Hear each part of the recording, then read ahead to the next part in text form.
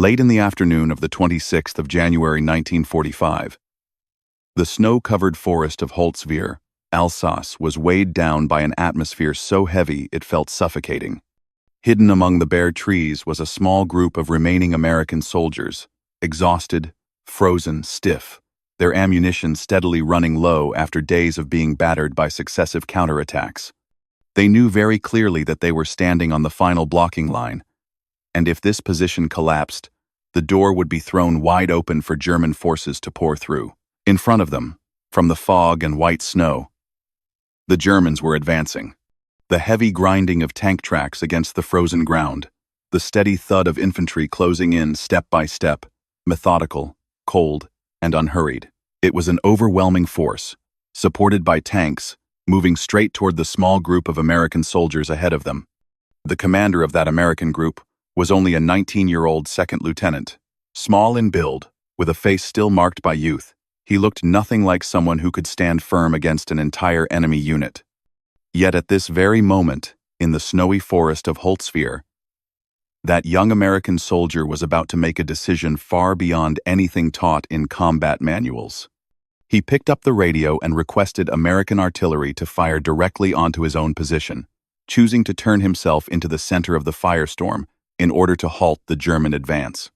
This was not a blind act of desperation, but the final choice of an American who understood that if he pulled back, the men behind him would have no chance of surviving. In January 1945, in Europe, the war was moving steadily toward its end. But that ending was anything but peaceful.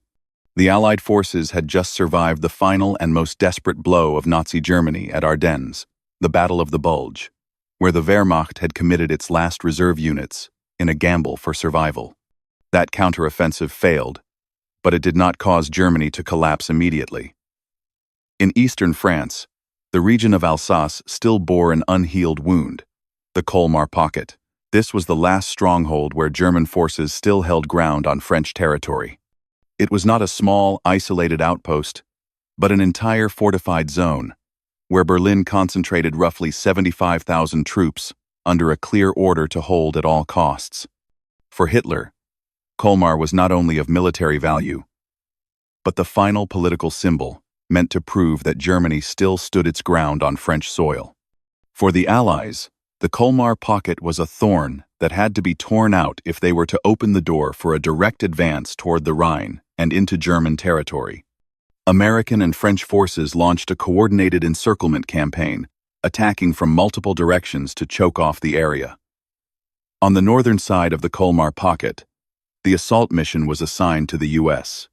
3rd Infantry Division, one of the most battle-hardened units in the American Army. This was a division that had landed in North Africa, fought through Sicily, bled in Italy, and then advanced into France with the Allied armies. They were no strangers to brutal combat, but Colmar presented a different kind of challenge: a harsh winter, open terrain, and an enemy fighting with no avenue of retreat. The immediate objective of the 3rd Division was to seize the Bois de Riedwehr forest, a low stretch of woodland guarding the northern approaches to the village of Holtzwihr. On the map, it appeared as a small green patch, but in reality, it was the key to the entire sector. If Bois de Riedwehr could be controlled, American forces would be able to bring direct fire onto Holtzwihr, shatter the German defensive line, and collapse the entire northern flank of the Colmar Pocket.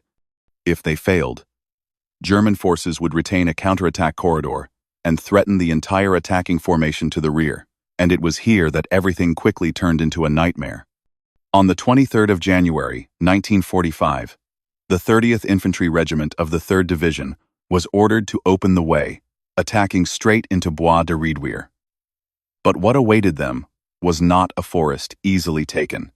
In front of the American troops lay an open field with no cover at all, the ground frozen hard as stone, completely impossible to dig in. As soon as the formation began to deploy, German tanks and anti-tank fire from the opposite side opened up immediately. Shells exploded in rapid succession. Rounds ripped through the snow, turning the white field into a killing ground. The 30th Regiment was driven back, forced to withdraw in chaos, leaving behind numerous wounded and dead scattered across the frozen snow. The next day, the mission was passed to the 15th Infantry Regiment, and this time, The cost was even more horrific. Company B of the 15th Regiment was ordered to move into the forest where the 30th had just failed.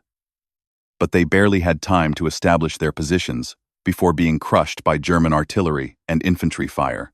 Officers were shot down one after another while attempting to command their men. When the fighting briefly subsided, Company B was effectively wiped out. From an original strength of around 120 men, only 18 soldiers remained who were still capable of fighting and not seriously wounded. The only commander left alive and able to lead them was a 19-year-old second lieutenant, Audie Murphy. In the early hours of January 26, that fragile group of soldiers took up positions along the northern edge of the forest near Holtzwihr. There were no proper trenches, no solid fortifications. It was dark, and a bitter winter wind swept through the bare trees. The ground was frozen, hard like concrete. All night long, they tried desperately to dig individual foxholes. Audie Murphy later recalled that the sound of entrenching tools striking the frozen ground rang sharply through the night, but the results were almost non-existent. All they managed to do was keep moving constantly to keep their bodies from going numb with the cold. The cold did not only wear down the body, it gnawed relentlessly at the mind. The soldiers who were still alive had all just watched their comrades and officers fall within the span of only a few days. They were exhausted, sleep-deprived, and fully aware that once daylight came, the Germans would very likely return, this time with even greater strength. The only stroke of luck came just as dawn began to break. 2 M10 tank destroyers from the 601st Tank Destroyer Battalion rolled up to the edge of the forest, bringing with them the rare presence of heavy firepower for Company B. Murphy immediately seized the opportunity to reorganize the defensive layout. He positioned one M10 together with a small armored reconnaissance element to guard the right flank, the sector most vulnerable to a sudden breakthrough. The remaining M10 was pushed forward roughly 40 yards, forming a forward fire point, ready to block German tanks if they appeared. A thick fog blanketed the snow-covered field. In the pale gray light of the winter morning, Holtzwihr emerged faintly ahead, a fortified village where German forces had been preparing their defenses for days. Through a field telephone line connected to the battalion headquarters to the rear, Murphy received a short but absolute order. The position was to be held at all costs until reinforcements arrived. He understood exactly what that meant.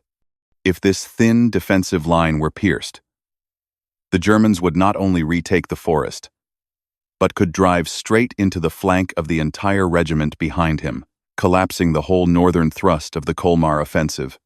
And Murphy knew that if that happened, the cost would no longer be measured in yards of ground, but in the lives of hundreds of American soldiers standing behind him.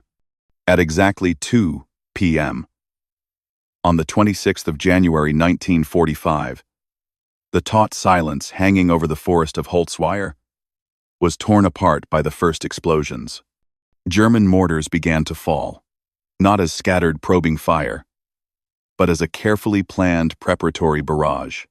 Shells detonated in rapid succession, ripping open the snow, hurling earth, stones, and splintered wood into the air. The American soldiers pressed themselves flat against the frozen ground, fully understanding what it meant. The counterattack had begun, and this time, the Germans were not coming to harass. From the edge of the forest, Audie Murphy narrowed his eyes, peering through the fog and snow that reflected the dull gray light of the winter afternoon. Visibility was suffocating, everything ahead seeming to blur and dissolve into one another. Then, from the direction of the village of Holtzwihr, dark shapes began to appear, faint at first, then gradually sharpening into focus.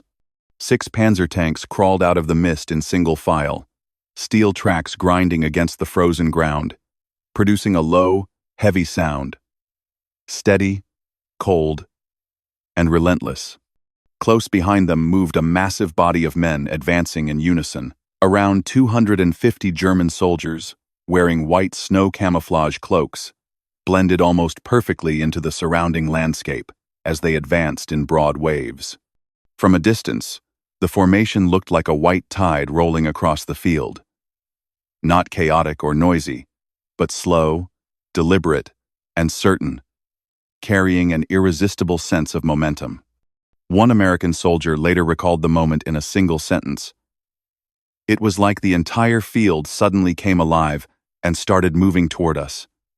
Exploiting their perfect camouflage and the thick fog, the Germans were not truly detected until they had closed to less than a kilometer from the American line, and these were not exhausted or improvised units.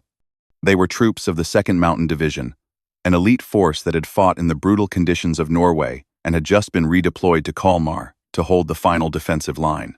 Their presence made one thing unmistakably clear. Berlin had decided to hold Colmar at all costs. When the German formation entered firing range, the 2 American M10 tank destroyers opened fire immediately. The 90mm rounds roared out, tearing through the air toward the advancing Panzers. For a brief moment, many American soldiers believed the assault had been stopped. That feeling quickly turned into horror. The flashes of impact struck the armor of the German tanks and ricocheted away, leaving nothing more than harmless sparks. The Panzers barely slowed. Audie Murphy could clearly see his rounds hitting their targets, yet the German tanks continued to crawl forward as if unaffected. It was the moment when many American soldiers realized that the firepower they had was not enough to stop the enemy. The German tanks responded at once. A volley of 88mm rounds screamed through the air and detonated beside the M10 positioned to the rear. The thin armor of the tank destroyer could not withstand the blast. The explosion tore through the turret, killed the gunner instantly, and turned the vehicle into a massive ball of fire. Flames shot upward, black smoke billowing across the snow-covered field, a grim marker that the American defensive line had just lost one of its pillars. The surviving crew members leapt from the vehicle in panic, sprinting toward the edge of the forest in search of cover. The remaining M10 continued to fight in desperation. The gunner atop the turret swung the 0.5-inch heavy machine gun, raking long bursts into the German infantry closing in.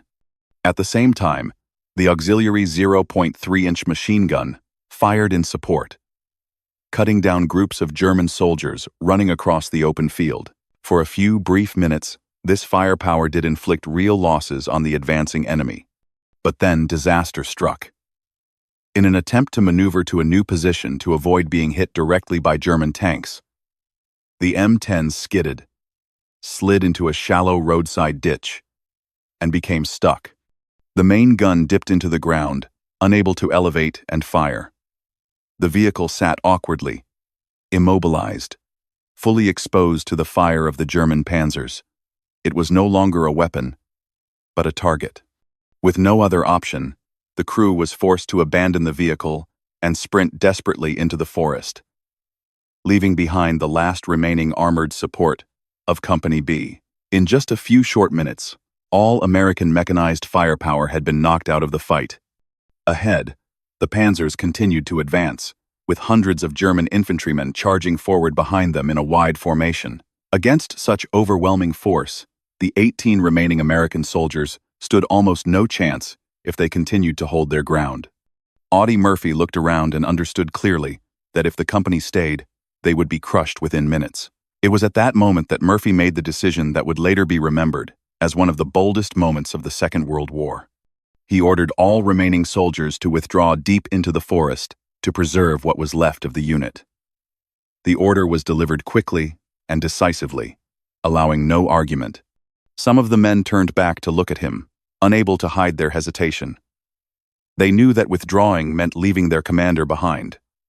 But Murphy was resolute. He made it clear that only one man needed to stay behind to block the enemy, and that man would be him. There was no need for anyone else to die unnecessarily. In the end, each American soldier quietly slipped back into the forest. No one said a word, but all of them believed they had just seen Audie Murphy for the last time. Now, Murphy was completely alone. He pressed himself down into a shallow ditch along the edge of the forest, a spot that had once served as the company's forward command post, only a few dozen meters from the defensive positions to the rear. In front of him stretched a deadly open space, where German forces were pouring in from 3 directions.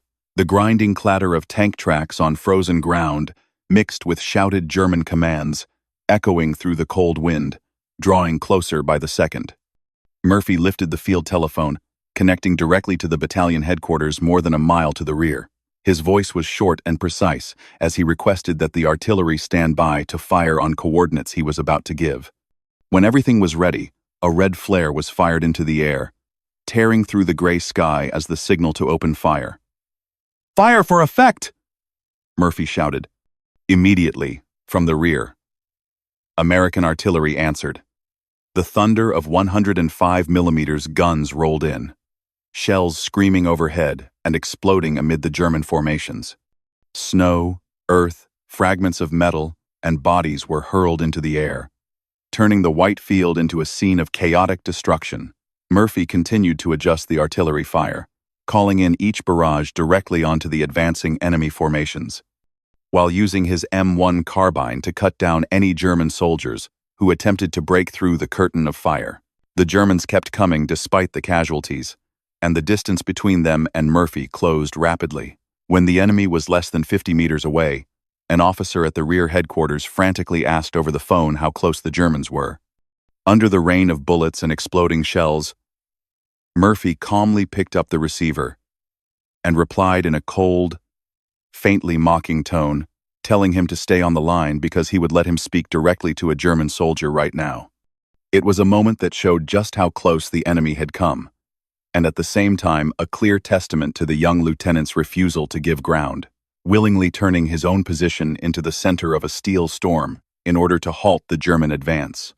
In the midst of the battlefield drowning in thick smoke and fire, as artillery continued to roar ahead and German formations closed in meter by meter, Murphy suddenly noticed a detail that only those standing very close to death could perceive. Just to his right, atop the wreck of a burning M10 tank destroyer, the heavy Browning M2 machine gun, caliber 0.5-inch, 12.7mm, was still firmly mounted on the turret. The vehicle itself was no longer capable of fighting, but the heavy machine gun was still there, standing exposed amid billowing black smoke, and very likely still had ammunition left in its belt. In that moment, Murphy understood more clearly than ever that this position could not be lost.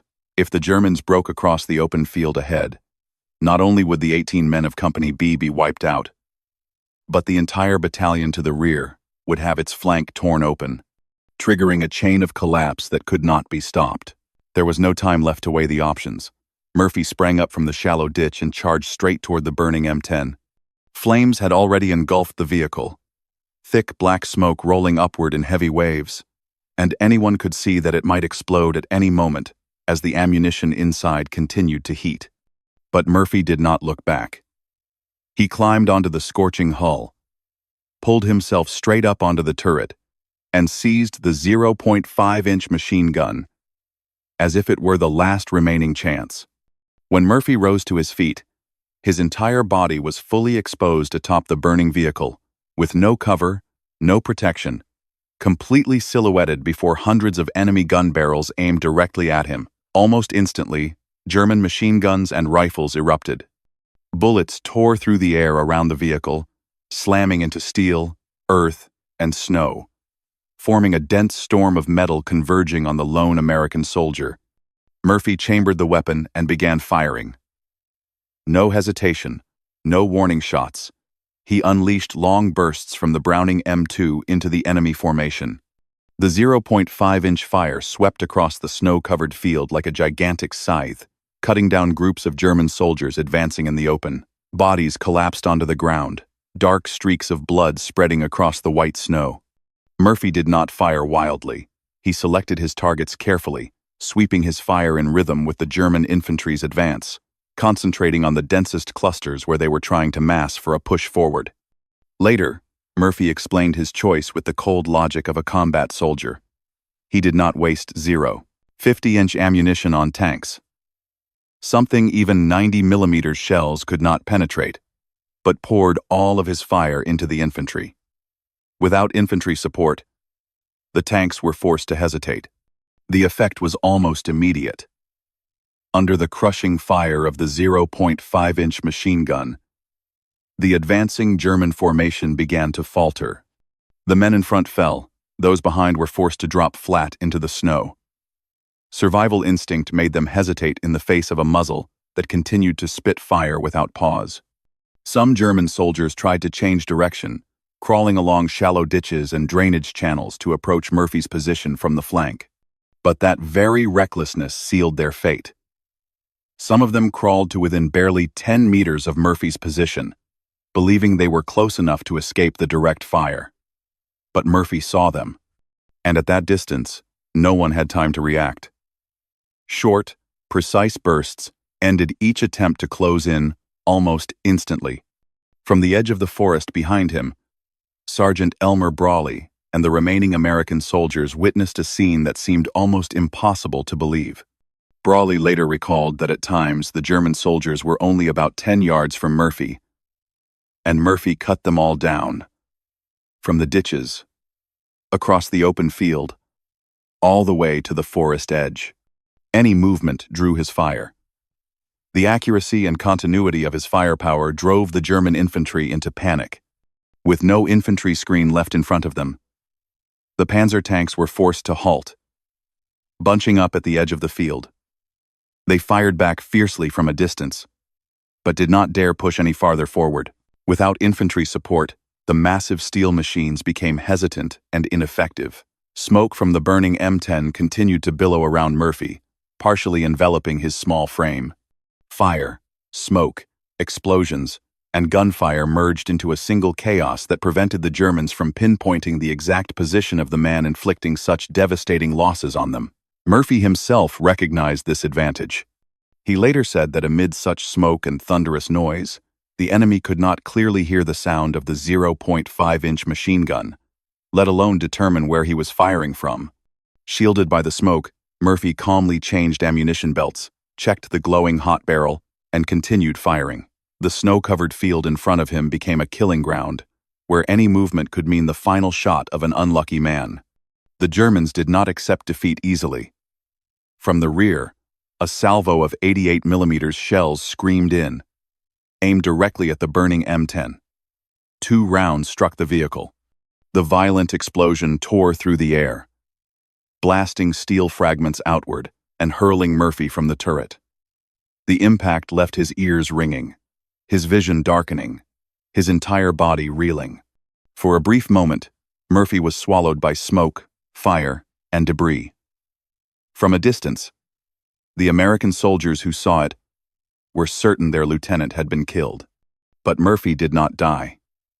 He came to, grabbed onto the searing hot edge of the turret, pulled himself upright, and resumed firing as if the explosion moments earlier had never happened.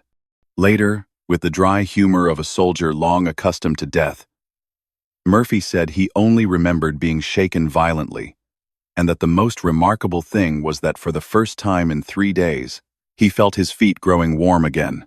On the thin line between life and death, the young soldier remained standing, continuing to fight with a calmness that was almost unbelievable. Just when the situation seemed as dire as it could possibly be, fortune tilted back in Murphy's favor. The gray sky above the snow-covered field suddenly broke apart, opening a gap through which American fighter bombers appeared. The roar of engines from above echoed down like a signal of salvation. Murphy immediately called back to headquarters, requesting that artillery fire smoke rounds to mark the German positions. Within moments, columns of colored smoke rose among the enemy formations, guiding the pilots in. Flight after flight of aircraft dove in, dropping bombs and firing 20mm cannon fire, tearing apart German infantry units that were already in disarray. But even under bombing and artillery fire, the surviving German soldiers refused to give up. They continued to crawl forward, trying to close in on Murphy's position, determined to crush the last American soldier still standing in the open field. Facing them alone, Murphy did not retreat. He called for artillery once more, demanding an even heavier barrage this time, fully accepting that the shells would fall dangerously close to his own position. Murphy later said that if the Germans could endure the rain of artillery, then he would take the risk and endure it as well. The new barrages slammed down, shaking the entire forest and smashing the enemy's final attempts to advance. German soldiers began to panic, realizing that someone was directing fire with terrifying precision directly over their heads. In the end, the Germans' will to fight collapsed. Groups of enemy soldiers began to flee the battlefield, pulling back toward the village of Holtzwihr. Without infantry support, the Panzer tanks were also forced to withdraw. They fired a few more scattered rounds, more out of retaliation than attack, then turned around and pulled back across the field. Years later, Murphy joked that he understood why the German infantry had failed to hit him, because they were too panicked. But he said he would never forgive the German tank crews for their poor marksmanship. On the ground, German bodies lay scattered, with shattered equipment strewn everywhere. What had once been a powerful assault unit was now nothing more than a blood-soaked wasteland across the white snow of Holtzwihr. When the last enemy soldiers disappeared in retreat, the field telephone line to Murphy suddenly went dead. Around him now lay a silent dead zone, heavy with the acrid stench of gunpowder and burning metal. Murphy's exhausted body finally began to give way. The old wound in his hip, violently shaken by the blasts, had torn open again, blood soaking through his trouser leg. He staggered down from the blackened wreck of the burning M10 and limped back toward the edge of the forest. I turned my back on the Germans and didn't even bother to look anymore. At that point, I was completely exhausted and terrified. I didn't care about anything else. Murphy later recalled, describing the moment when both his body and mind finally loosened after an hour stretched tight as a wire. He had barely disappeared into the trees when boom, the M10 tank destroyer exploded behind him. The blast hurled the turret, weighing several tons, high into the air, landing exactly where Murphy had been standing just minutes earlier while fighting. He had missed death by only moments, barely surviving to tell this extraordinary story. Comrades helped Murphy back to the rear. The young lieutenant refused every offer to tend to his wounds. He had other things to do. Immediately, Murphy gathered the remaining men of Company B, most of them lightly wounded, and led them in a counterattack back toward the position that had just been abandoned. The commander's determination spread quickly. The surviving soldiers shouted as they advanced, charging across the field littered with enemy bodies to retake the lost ground.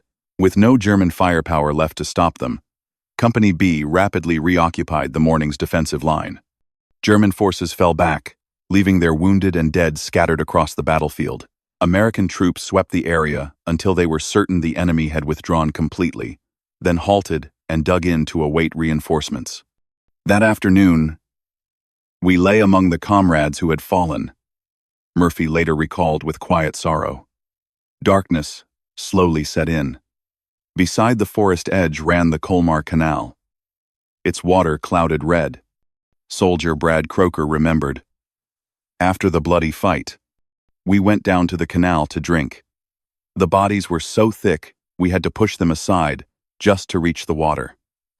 The devastation and grief of that scene would remain etched forever in the minds of those who survived. On the following day, the 27th of January, 1945, reinforced with additional troops, the 30th Infantry Regiment of the 3rd Division resumed the attack and fully liberated the village of Holtzwihr. News of the German defeat at Holtzwihr quickly triggered the collapse of the entire Colmar stronghold. By January 28, the Colmar Pocket was officially eliminated, and French soil was finally cleared of enemy forces. That victory owed much to the courage of the soldiers of Company B, and above all, to the selfless sacrifice of Audie Murphy. The battle at Holtzwihr ended in complete victory, but the price paid was staggering. In less than a week, Murphy's Company B had been reduced from 120 men to fewer than 20, still capable of fighting. All officers except Murphy had been killed or severely wounded. The surviving soldiers all affirmed that it was Murphy's seemingly insane yet courageous action that saved the entire company. Years later, Private Charles Owen, one of the 18 survivors, said with emotion, "He saved our lives. If Murphy hadn't done what he did, all of us would have been wiped out by the Germans." That simple statement stands as the most powerful testament to the meaning of the heroic act at Holtzwihr. In reality, Murphy single-handedly held off and defeated an enemy force many times larger for nearly an hour, killing roughly 50 enemy soldiers and wounding many others. By doing so, he shielded his comrades from encirclement and total destruction. That feat was immediately recognized at the highest level. Murphy's division commander submitted a recommendation for the Medal of Honor, the highest decoration of the United States Army, to be awarded to the young lieutenant. On the 2nd of June 1945, at a formal ceremony in Salzburg, Austria, Lieutenant General Alexander Patch, commander of the 7th Army, presented the Medal of Honor to 2nd Lieutenant Audie Murphy on behalf of the United States Army. The official citation praised him, stating, "For an hour, the Germans attempted to eliminate Murphy, using every form of firepower at their disposal, yet he held his ground. The artillery fire he directed destroyed the greater part of the enemy force. Murphy himself killed or wounded approximately 50 enemy soldiers.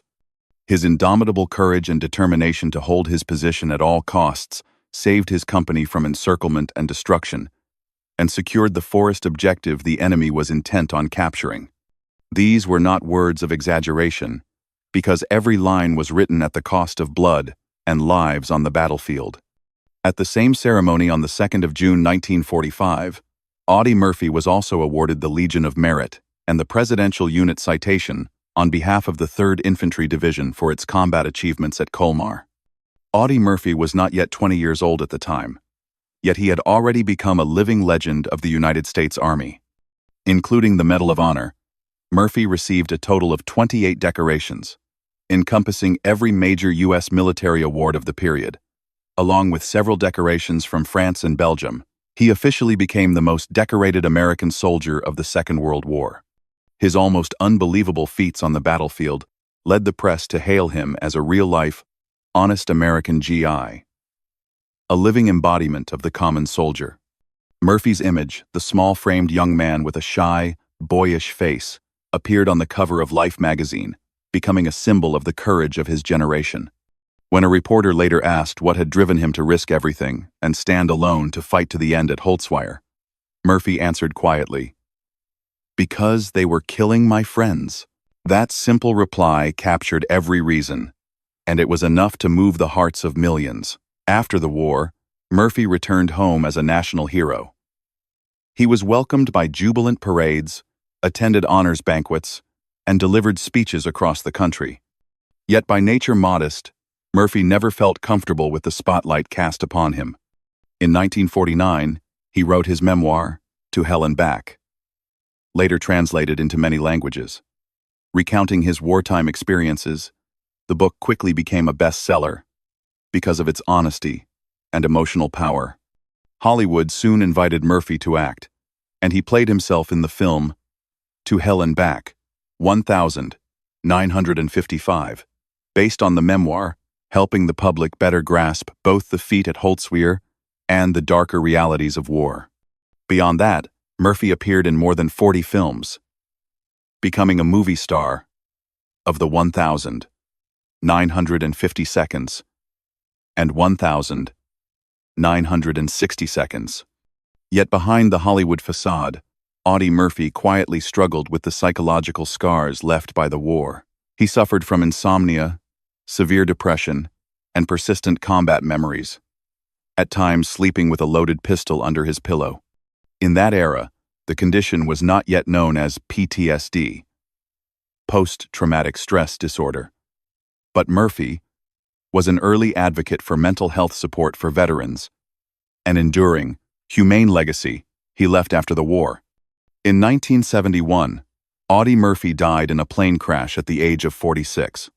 He was laid to rest at Arlington National Cemetery, where tens of thousands visit each year. His grave marker is simple, in keeping with Murphy's wishes, but a specially paved walkway was built in front of it by the government to honor him and to allow visitors to pause and pay their respects to the hero. On the field outside the village of Holtzwihr, where the battle once raged, a small stone monument now stands, Carved into it is the image of an American soldier standing alone atop the wreck of a burning tank, hands gripping a heavy machine gun, with the shadowy forms of the enemy in the distance. It is the Audie Murphy Memorial, a reminder to later generations of the feat once described as one man against an entire company. Nearly 8 decades have passed, yet the story of Audie Murphy continues to be remembered as a legend of courage and brotherhood. It reminds us that history is sometimes written by a single individual, one who dares to stand up in the darkest moment, to ignite a light of hope and victory.